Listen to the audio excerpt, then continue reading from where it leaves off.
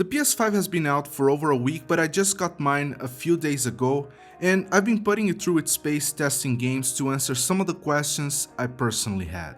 The console is awesome, but I'm not entirely sure whether I'm gonna be doing a video review on it because at this point, pretty much everybody else has already done that. In this video though, I want to talk about my experience playing Gran Turismo Sport on the PS5. The first thing I want to say is that loading speeds on this particular game aren't that massively different. You notice certain things load a bit faster than it did on the PS4 Pro, but nothing that will impress you. Scrolling through the garage feels a bit faster since the cars now load instantly, and loading to the races definitely feels a bit faster too.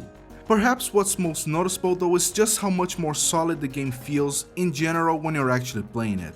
Gran Turismo Sport on the PS4 Pro runs at 1800p with 4K checkerboard rendering, but more often than not it didn't really reach 1800p. It never really looked very sharp, especially so when you compare to other games running at a native 4K resolution, but it didn't look bad either. It targets 60 FPS on both the base PS4 and PS4 Pro, but you can feel the occasional dips when driving in cockpit view and also in more demanding situations like night or rain, all of which seem to be completely gone when running the game on the PS5.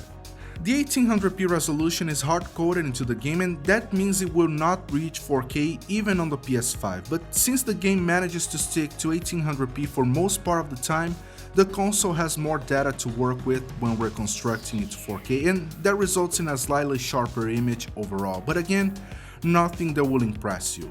But I think what stood out to me the most was the feedback on the controller. The game runs via backward compatibility, and for that reason it doesn't take advantage of the DualSense features like haptic feedback and adaptive triggers, but the new hardware on the controller offers more detailed feedback through the standard rumble anyways.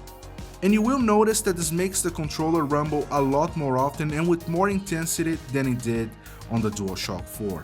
I noticed that this allows you to feel how your car reacts around certain corners in more detail than ever, and the small imperfections on track surface are a lot more pronounced as well. However, there seems to be a bug in Gran Turismo Sport when using the DualSense that makes the rumble only work on the left side of the controller, which is something I hope Lift in the Digital fix soon.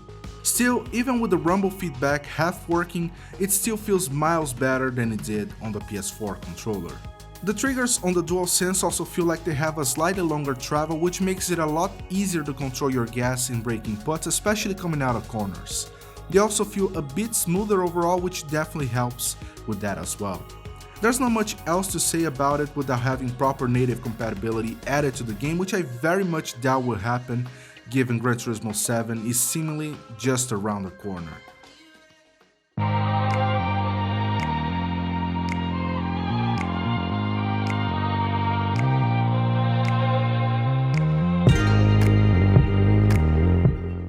Even without a brand new Gran Turismo game to take full advantage of the hardware on both the PS5 and DualSense, Gran Turismo Sport players will be happy to move over to the PS5 to play this game thanks to the small things that improves your experience overall.